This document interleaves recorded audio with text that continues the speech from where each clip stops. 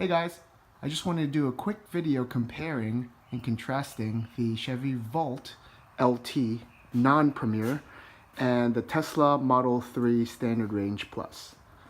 I am transferring my lease on this Volt. Just picked up this Tesla last week and I've driven it about 500 miles, so I think I have enough information to really share the pros and cons, I guess, between the two cars. This car has about 30,000 miles on it. Love the vehicle. Actually, both vehicles are really fantastic. You can see here that I've also tried to block out the license plate for privacy reasons here. But let me just go around the car.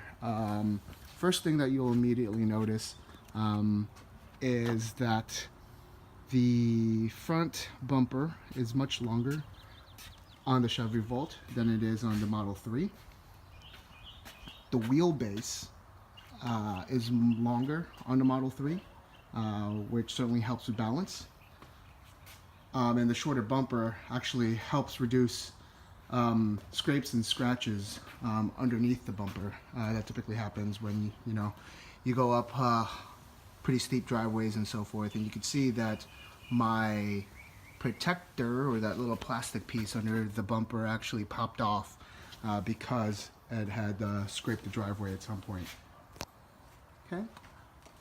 Obviously, the biggest thing that I miss with the Chevy Volt in particular is the hatchback. With a child and possibly planning for another one, this hatchback has been pretty crucial. Right, just getting things in and out. But you can see it's fairly limited in space. If I open up the Model 3 and step back and compare the two, like at first glance, you probably would think that the Chevy Volt has a little bit more room. But in terms of its depth, the Model 3 actually goes back a bit further than the Volt. Additionally, you've got this space down here, which adds probably an additional 3 cubic feet in terms of trunk space. And don't forget that the Model 3 also has the frunk, so that's one thing to consider, especially if you have kids. Okay, as far as functionality is concerned, room in the back seat here, 3 with a car seat. Again, we're going to plan to have another child, so at some point there will be 2 car seats in here.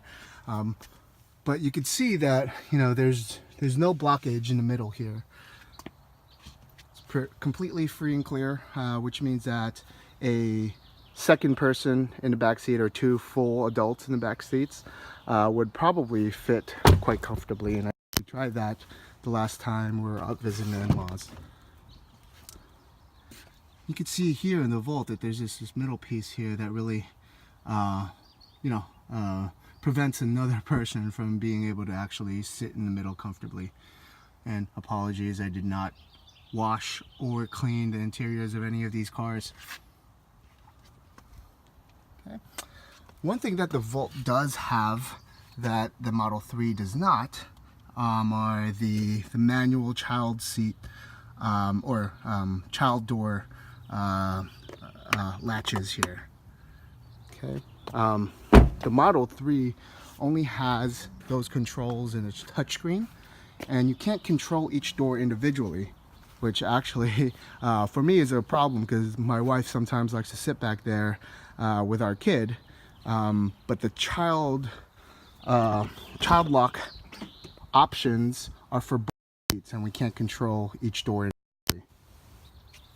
Okay. Obviously, the Model 3 has a very minimalistic design, which is really fantastic once you get used to having everything done on the touchscreen.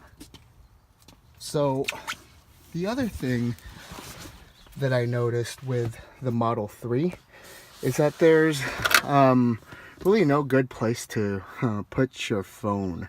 Even if you rest it here, sometimes you take a wide turn or a sharp turn, excuse me, and you know, it'll just knock itself off course a little bit, and you know, it just again just isn't really a good place to necessarily leave your phone. So I'm considering putting you know, attaching something to the back of the screen, maybe a magnetic holder or something of the sorts, or put something up here. But very, very clean interior for sure.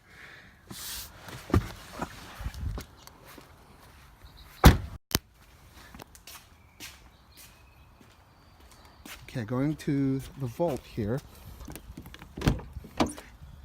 you can see that there's a lot more buttons, a lot more screens, a lot more things to really worry about. And once you drive the Model 3 for about a week, you'll realize that a lot of this is probably unnecessary, including all these buttons on the wheels. What I do like and I miss about the Chevy Volt is that, you know, you've got, and let's see if you can see it here, volume buttons on the back of the steering wheel. Which means that, you know, if I want to adjust the volume, I don't have to fiddle around with the buttons in the front.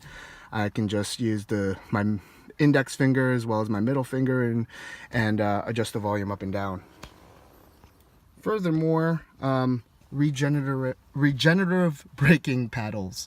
That's something that you can actually trigger manually through this button here on the Volt. So if you're going down a steep grade, or just, you know, want to use this option as opposed to hitting on the brakes down below, you can certainly do so, right? And I think that's a neat feature that I definitely miss. One of the things about the infotainment system on the Volt is that everything is CarPlay powered, and so my phone essentially has to always be connected or hardwired through the USB port here. Whereas with the Tesla, I've got a separate navigation system. I'm not reliant on having a phone plugged in order to use that navigation system, which is actually a really big plus for me. With CarPlay, you probably know that as you flip through the different apps that you're using, you lose visibility into the others that you had previously open. So if I wanted to go from navigation to the phone menu, I would have to really take myself away from the navigation screen altogether. And even on my phone, obviously, because it's connected directly to the infotainment system, my phone won't allow me to be using, you know, Waze while, you know, scrolling through here on a different app because of the way that, you know, CarPlay syncs with your phone. So any app you bring up here will also bring up on your phone. Do I miss this front screen? Not necessarily. I think that's again something that that Tesla really did a good job of, is that they brought everything to their 15-inch touchscreen in the middle here and really eliminated the need for all the other things. Okay. So I think that's pretty much it. I mean, in terms of, you know, whether I'm happy that I made the move from a Chevy Volt to a Model 3, I would say absolutely. My car payments are definitely more with the Model 3 than they were, you know, compared to sort of the lease payments I had with the Volt. But long term, I think it'll start to even out, right, with the additional government tax credit that I'll be getting when I file my taxes next year, the state tax, which I'll be receiving sometime soon, along with just minimal maintenance expenses over the course of the next, I don't know how many years, you know, 6 years, right? I think it'll sort of break even. But don't get me wrong, this Chevy Volt served me really, really well. I would recommend the Volt, honestly, if you do care about the price of the vehicle, especially if you have shorter trips and shorter commutes to work. I commute about 70 miles each way. And so I had to fill up with the Volt at least once a week, which, obviously isn't all that bad compared to what others do with, their gas-powered vehicles or ICE vehicles. But still an annoyance, still takes time out of my day, particularly on Fridays, right, when I want to just rush and get home. So the Model 3 is definitely convenient. Again, though, the Volt itself is a phenomenal car. There's nothing particularly negative that I can say about it. The Model 3 is just a much better build quality, and overall just incredibly satisfied with the decision. All right, well, hopefully this is helpful for those trying to make a decision between these two vehicles. I didn't find much information online myself, apart from just general specs. I hope that everyone ends up choosing the Model 3 because really, I think that Tesla is the future. I think that electric cars are the future, and we should all do what we can to sort of help the planet. All right, all. Take care.